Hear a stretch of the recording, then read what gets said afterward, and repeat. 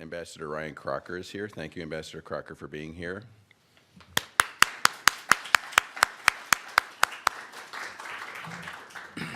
The BBG established the Burke Awards as the highest form of recognition for our agency. This year marks 15 years since the awards were first presented, and we are proud to continue this tradition of honoring BBG journalists who represent the best of U.S. international media. These journalists have distinguished themselves through extraordinary talent, hard work, and dedication to the highest standards of journalism. The Burke Awards are synonymous with courage, integrity, and bravery. Our 2016 Burke Award winners exemplify these characteristics by tackling issues of global importance, often putting their own lives and even the lives of their families in danger. Since the inception of this award in 2001, the global landscape for journalists has changed. Some might say significantly. Certainly I would. At one time, a reporter covering conflict areas could proudly wear a patch that said press. Today, that puts them directly in the line of fire. The need for journalists willing to take on these extraordinary challenges has never been greater. Around the world, the media landscape has become increasingly cluttered with fake news and propaganda websites, with authoritarian and militant regimes maintaining their grips on information and propaganda. According to the Committee to Protect Journalism and Journalists, this year 40 journalists were killed while doing their jobs across the world. These reporters, producers, photojournalists, like ours, were committed to bringing to light stories under the most hazardous of conditions. And as we recognize our colleagues, we also want to salute journalists within and outside of the BBG family who put their lives on the line every day to give people information so necessary to understand how their communities and governments are working. The work that our award recipients do and does is not easy. Theirs is a job that requires courage, hard work, and determination, and it is in this spirit that we honor them today. So before presenting the awards, we'd like to share this short video which highlights the excellent work of the 2015 Burke Award winners. The David Burke Distinguished Journalism Awards recognize integrity, courage, and excellence across the networks of the Broadcasting Board of Governors. These brave men and women risk their lives to inform, engage, and connect with audiences around the world in support of freedom and democracy. From Afghanistan to Yemen, on TV, radio, and the web, these are the 2016 Burke Award winners.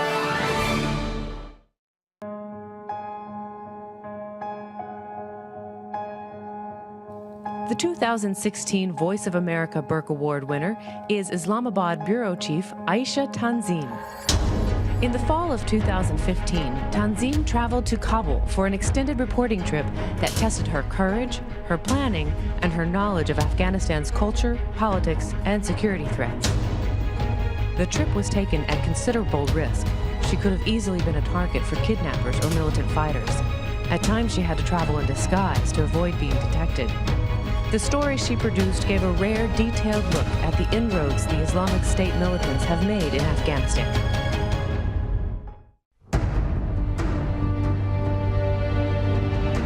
The 2016 Radio Free Europe Radio Liberty Burke Award goes to the men and women of the Ukrainian Services Crimea Unit. Crimea Reality is the division of RFERL's Ukrainian service that delivers radio, TV, and online news to the people living in Crimea. Since its launch, Crimea Reality has come under unprecedented pressure and operated under increasingly dangerous conditions. In 2015, 4 correspondents were detained and questioned by Russian security agents. 9 correspondents, including the service chief, were forced to leave the peninsula. Correspondents for Crimea Reality have been banned from official events, subjected to wiretapping, public intimidation, and have seen their family members harassed. Despite such challenges, Crimea Reality has remained one of the most potent media outlets in Crimea and virtually its only remaining source of independent news.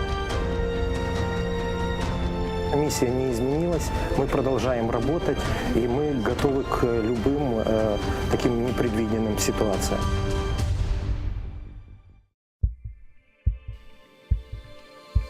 The 2016 Office of Cuba Broadcasting Burke Award goes to Tomas Cardoso. Cardoso is a journalist and radio host of Radio Marti's daily show Cuba al Dia. Through years of building trusted relationships with independent journalists in Cuba, international NGOs, and by listening to everyday Cubans, Cardoso has helped Radio and TV Marti bring to light hundreds of human rights violations. In one case, his persistent reporting and dedication to exposing human rights violations resulted in the release of a young man falsely imprisoned on bogus charges. After almost 3 decades of working for Radio Marti, Tomas Cardoso continues to work with passion and dedication. His enthusiasm is contagious, and his dedication to a free press is unwavering.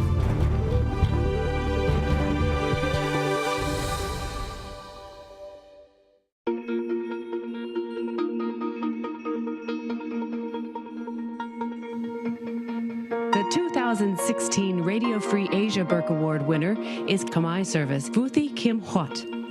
Vuthi has long been the face of RFA in Cambodia and is known for his tough interviews. Since 1998, Vuthi has been reporting for RFA on a variety of issues, including election fraud, poor working conditions, health care, clean water, and land shortages. As manager of the Khmer Service, he was instrumental in convincing the country's first independent station to carry RFA in 2005. Today, that station is just one of 13 affiliates broadcasting RFA content. Vuthi is recognized for his fearless reporting from a country where reporters can be imprisoned and sometimes murdered for doing their job.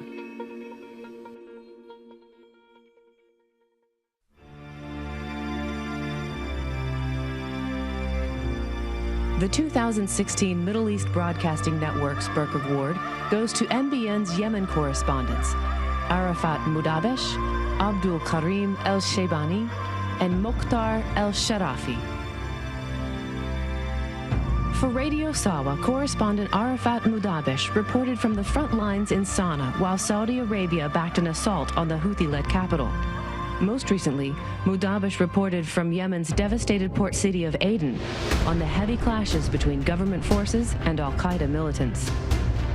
Mudabesh's stories have also focused on the human cost of war, from disease and lack of food, water, and medicine.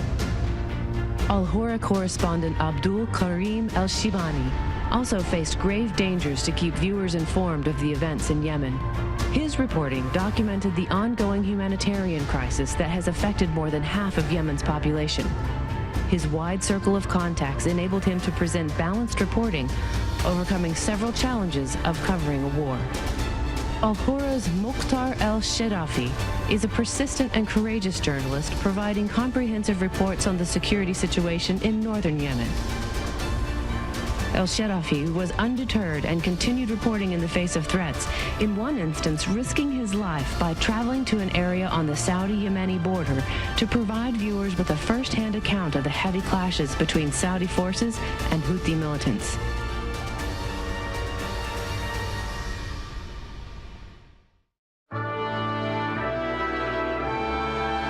Congratulations to all of the 2016 David Burke Distinguished Journalism Award winners for their uncommon courage, consummate journalistic professionalism, and deep commitment to the principles of democracy and free Each speech. of our ICC network leaders one at a time to present our awards. And by the way, the award also carries a $2,500 award per network. So we'll begin with Radio Free Asia. So Libby, if you'd join me up here. And we'll now present the Burke Award to RFA's winner, Vuthi Kin Huat.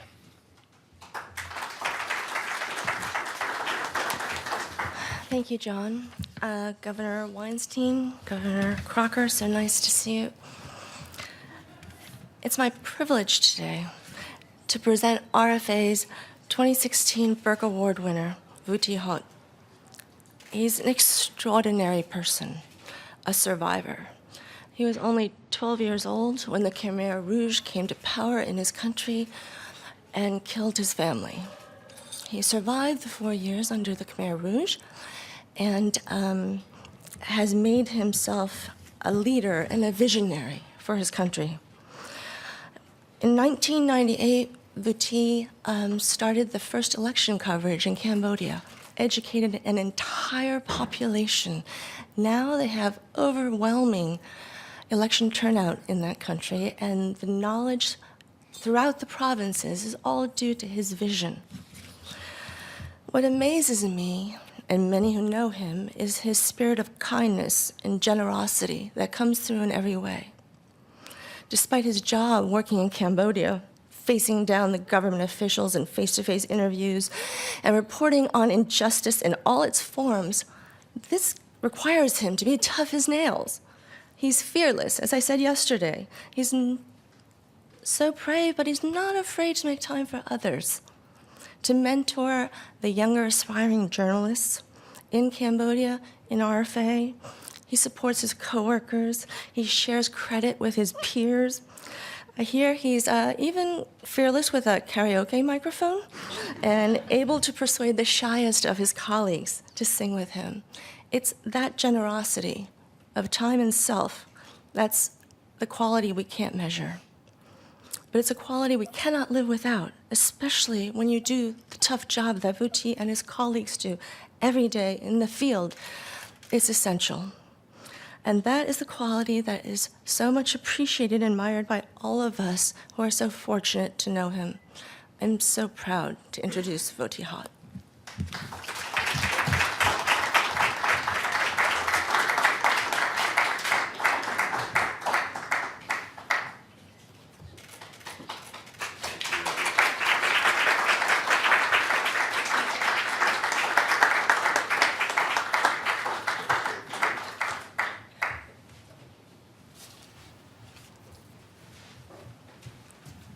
Wow. Thank you so much. I normally don't read, but I'm so nervous. Just I want to read a few words. I'm very humbled to be here among such distinguished winner under the BBG network. Actually, it is my great pleasure to accept this award on behalf of my colleagues, both in the US and in Cambodia. I should say that it is the courage of our reporter, of the youth, of the Cambodian people in Cambodia that really inspire me to do what I'm doing right now. So this award actually for them as well. And in Cambodia, we together strive for excellence and integrity in the face of danger in the landscape of government censorship, oppression, and intimidation. And I'm very fortunate to be able to work for Radio Free Asia. I'm free of censorship and free of all this intimidation.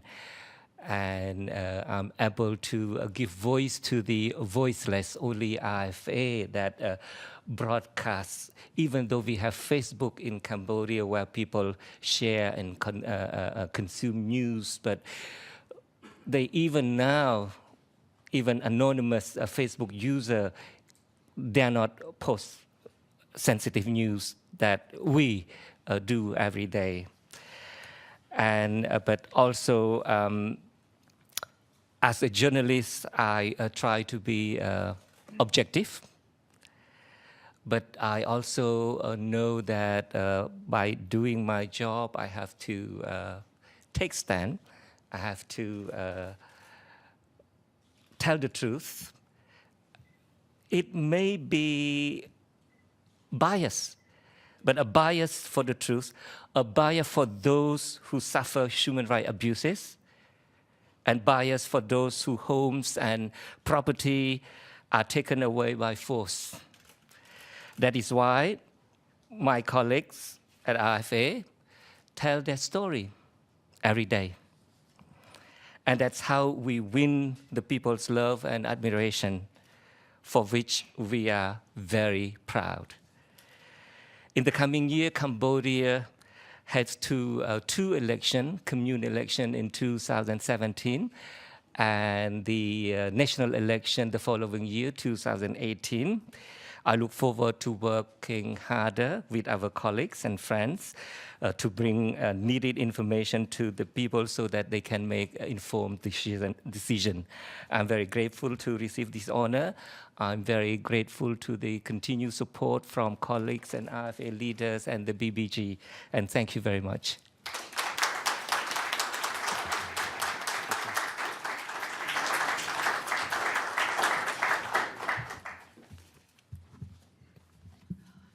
A bias for the truth. I love that. Next, we move on to Radio Free Europe. Radio Liberty's President Tom Kent to recognize the RFERL Crimea unit. Tom?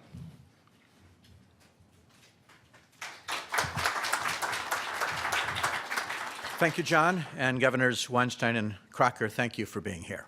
It's an honor today to recognize the superb work of Radio Free Europe, Radio Liberty's Special Service for Crimea, a highly deserving recipient of the 2016 David Burke Award. The service is known locally as Krim Reali, or Crimea Realities. It's led by the intrepid Volodymyr Petula. Other leading team members are Pavel Kazarin, Alexander Yakovsky, Katerina Nekricha, Anna Andrievska, and Stas Yurchenko. Crimea Realities is a lifeline for audiences in Crimea cut off from reliable local news since Russia annexed the territory. Crimea Realities also serves audiences everywhere who want to know what's happening on the peninsula. Today we recognize the dedicated journalists, editors, producers, and technicians behind Krim Reali. Crimea Realities operates in 3 languages, Russian, Ukrainian, and Crimean Tatar. It launched just 2 short months after the annexation, an example of responding to events on the ground with vision and speed. The 40-member team produces programming for television and radio.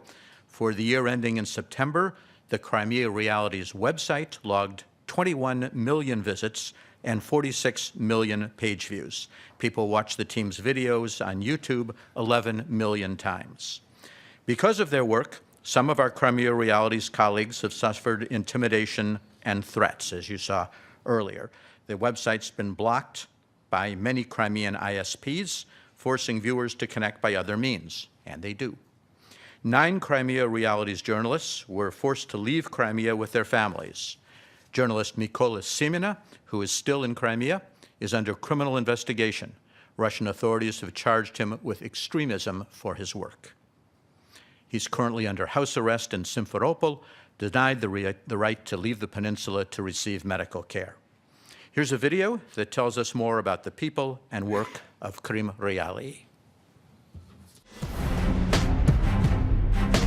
The events of early 2014 changed the destiny of Ukraine and many Ukrainians. The occupation and annexation of Crimea influenced journalists' lives as well. In the first days of occupation, all Ukrainian TV channels in Crimea were switched off. Journalists became targets for violence. Pro-Russian paramilitary groups threatened and kidnapped civic activists and journalists. It was in these conditions that Crimea Realities, a project of Radio Liberty, was created. Its journalists came under pressure from the Russian security services from the very start. Because of threats and criminal prosecution, around 20 Crimea Realities journalists were forced to leave the peninsula, and 20 more journalists stopped working with the project, many leaving their profession entirely because of the pressure from the Russian authorities. Частина з них була змушена покинути Кримський півострів, і зараз вони працюють на території материкової України. І частина залишаються і працюють, мужньо працюють в Криму, фактично в підпіллі, але вони продовжують виконувати свої професійні обов'язки. In April 2016, agents of the Russian Federal Security Service carried out searches at the houses of 7 Crimean journalists suspected of working with Crimea Realities. A criminal case was opened against Mykola Simina, a writer for Radio Liberty. The Federal Security Service continues to persecute him for his writings on the Crimea Realities website. Вже більше 2 років в Криму встановлено тотальний жорсткий контроль російської спецслужби. І в зв'язку з цим немає свободи слова і вільна і чесна журналістика вже загнана в підпілля. Сьогодні існує вже декілька кримінальних справ стосовно кримських журналістів, які переслідуються саме за свою професійну діяльність. Crimea Realities is now one of the most popular Crimean websites, publishing news and articles in Ukrainian, Russian and Crimean Tatar languages. It's visited by nearly 1.5 million people every month. What started in September 2015 as a radio broadcast is now a website, radio show and a TV program for Crimeans.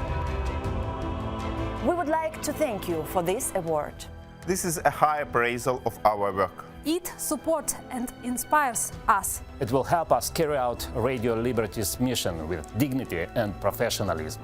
In spite of pressure, blockades, threats and criminal proceedings against our journalists, we continue our work in Crimea and for Crimea. Because Crimeans have the right to know. Thank you. Thank you. Thank you. Thank you. Спасибо. Çok sağ ol. Дякуємо. Thank you.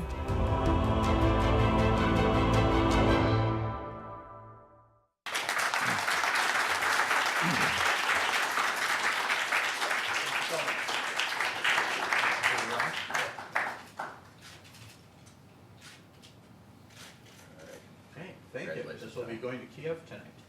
Excellent. Now I invite Malule Gonzalez, the Director of the Office of Cuba Broadcasting. Thank you. Thank you, John. Well, it's an honor to recognize OCB's Burke Award winner, Tomás Cardoso, a seasoned journalist and radio host of Radio Martí's daily news talk program, Cuba al Día. He started as a contractor at the Martí's 30 years ago. Tomás' program connects with members of Cuban civil society, human rights activists, independent journalists, bloggers, and everyday Cuban citizens. Tomás not only hosts the program, but he has developed the biggest network of contacts in Cuba, and is able to receive story leads directly from the island, and personally follows up on each and every story, hoping to find solutions, to create a bridge, or to give a voice to the voiceless on island, to the point that people in Cuba turn their time and their little money to send letters like this to Tomás, so he would help them, or basically for him to share their story. In 2015, there's a particular story that Tomás worked that allowed a Cuban mother who contacted him and who happened to work with the Cuban government to reunite her with her son that had been sentenced to 12 years of jail. Because of Tomás' intervention and continuous coverage, the UN intervened, and after the international pressure, the Cuban government released the young Cuban with two demands: for the family to stop all communications with Tomás and Radio Martí, and that he abandon the island in the term of a year. Now Tomás' goal is to be able to find that young man a country that would take him before the term is over. That is what Tomás does every day in his show, generate impact stories that change people's lives, and he does this by building trusted relationships that have helped the Martís bring to light hundreds of human rights violation stories, and in numerous cases caused international organizations and governments to take action. Just 90 miles away from his homeland, in a newsroom where everyone respects him for his humbleness and ethics, Tomás Cardoso is an agent of change for Cuba, and that makes him our Burke Award winner. Thank you, Tomás.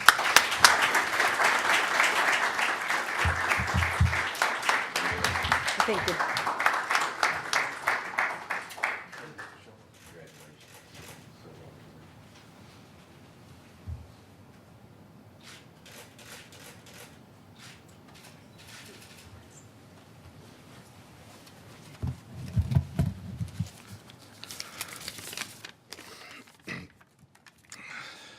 Thanks, Director Lansen, other board member, and the Director of the Office of Cuba Broadcasting, Malule Gonzalez. I also like to mention the rest of the team that made possible doing our daily show that helping many Cubans. The technician Juan Pendas, our producer Ofelia Oviedo, and the panelists, journalist Cari Roque, and the human rights specialist Omar Lopez Montenegro. And finally, this award reinforces our compromise in order to provide free information to the countries like Cuba, where the government controls all radio, TV, and the newspaper. Thanks again.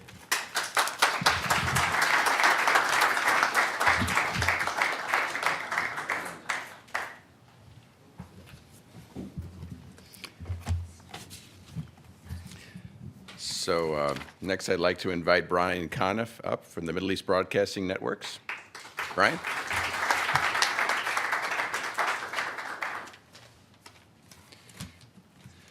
As violence increases in Yemen, Al-Hurra and Radio Saua's journalists face constant danger to keep people informed in their country about what's going on.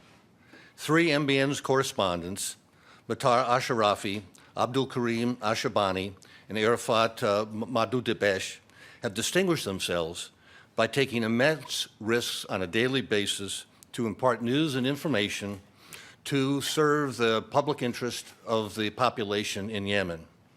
Their outstanding bravery, integrity, and professionalism embody the essence of the Burke Award.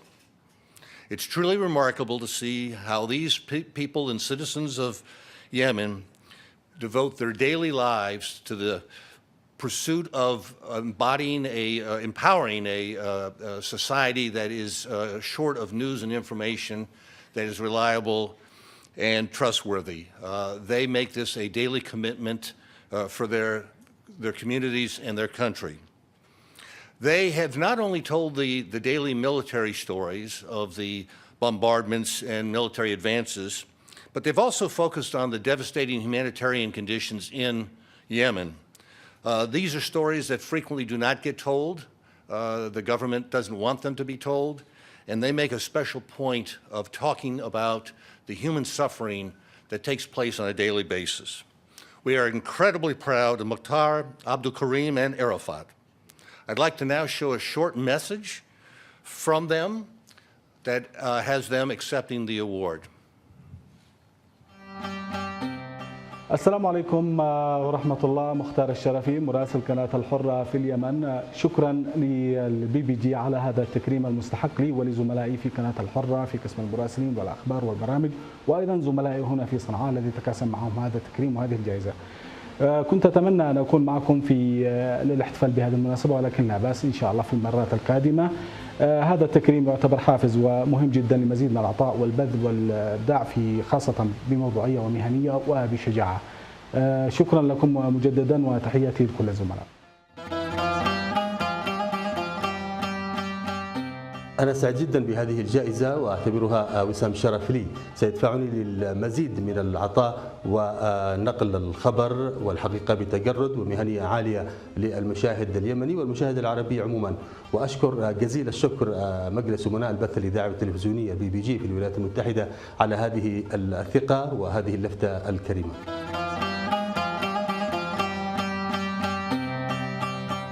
مرحبا، أنا عرفات مدابش مراسل راديو سوا في اليمن عدن. أشكر مجلس أمناء البث الإذاعي والتلفزيوني على منحي الجائزة، وأتمنى أن تكون حافزا لي في مسيرتي المهنية. أيضا أشكر الزملاء في راديو سوا على ترشيحي، شكرا جزيلا.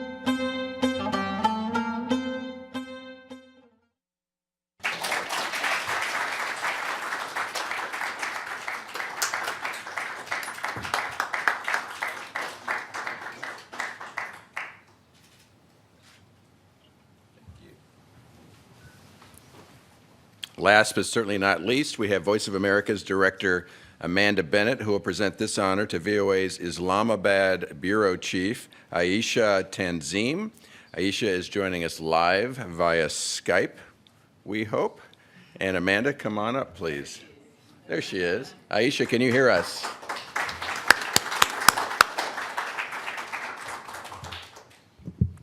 Hello, Aisha. I've been told I have to look this way in order to see you. Anyway, Aisha. Yes, I can. Yeah, good. Long before Aisha became the Islamabad correspondent for VOA in 2015, she had already proved herself to be a brave and talented journalist, working years for Voice of America and before that BBC and other organizations, she already became a skilled journalist, writer, camerawoman.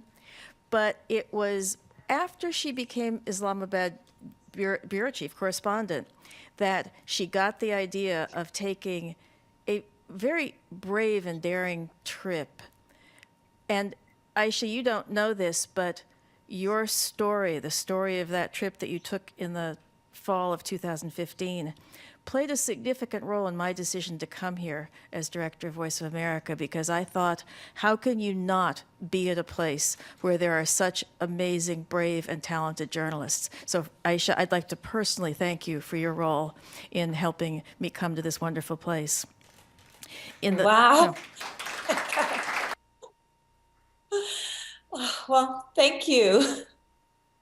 And so she decided that she wanted to give a detailed look to the fate of Afghanis under the increasing hold of the Islamic State. And I don't think you all are devoted enough readers of the news to understand the kind of risks she was taking traveling into that area. She traveled in disguise, wearing a burqa. She pretended to be married to her equally brave camera operator, Rahim Gul Sarwan, who was a longtime contractor with the Afghan service. They pretended to be married, and she had to play the role extremely well by keeping silent a good part of the time, because while she's fluent in Urdu, she is not fluent in Pashto, and that could have made a very difficult problem for her. So as a result of that trip, Voice of America got a unique inside look at the way a remote and difficult to access people were suffering under ISIS. And these people, through her bravery, got a voice to tell the world what was happening, a voice that they would have not otherwise had.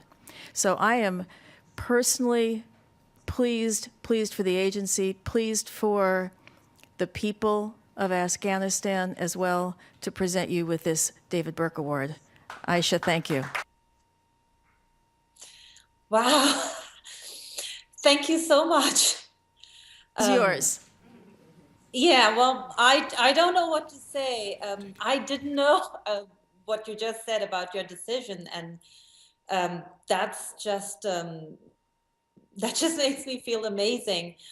So thank you. And this award also came as a very pleasant surprise. I didn't even know I was nominated by my wonderful bosses in Central News who support me in whatever I want to do. And one day I got an email from Clara Dominguez, our managing editor, saying, I need to talk to you. When can I call? And because she's so considerate, she wrote, everything is okay, thinking I wouldn't die of anxiety waiting for her call, and not knowing I'd die of curiosity waiting for her call. But that was probably a more considerate death. But thank you. You know, journalism is a team sport. I couldn't do it alone without the help and support of so many people. I cannot name all of them, but I must thank a couple of them. Kate Dawson, our international desk editor. Thank you, Kate, for acting literally like my nanny, and every time I'm traveling through those places, for calling and yelling at me when I don't call back at the designated time and tell you I'm safe. You know, when you're worried about either the Islamic State or the Taliban capturing you and you're playing out different scenarios in your head, it really helps to know somebody has your back. So thank you, Kate. And Carol Ginsburg, because I know what a grueling workload all editors at VOA have. And they have a stack of stories piled high to the ceiling waiting for their attention. But Carol, you always found time to look at my scripts, and whenever you got your hands on them, to give them that extra bit of TLC that made them from probably near gibberish to masterpieces of short, sharp, focused journalism. And I would sometimes look at my own stories and say, oh, I'd like to write like that. But I know it's, as they say, it's the editing, stupid. And definitely Rahim Gul Sarwan. my Pashto Service colleague and now friend who provided all the ground support that helped me to do that work. I could not have done it without him. So thank you, all of them.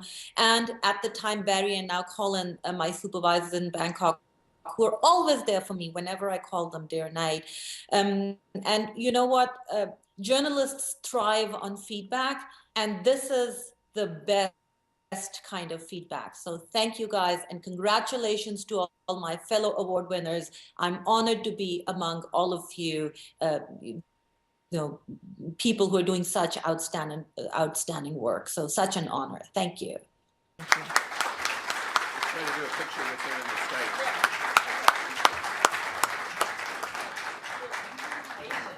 I should grab it.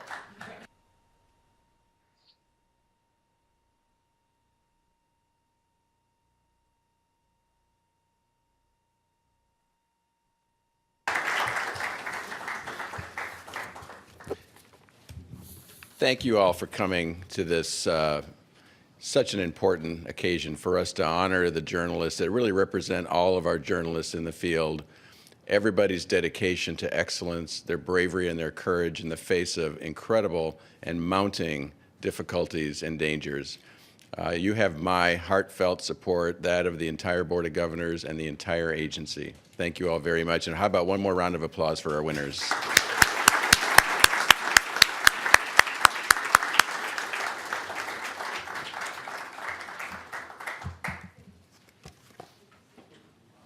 Good job, guys.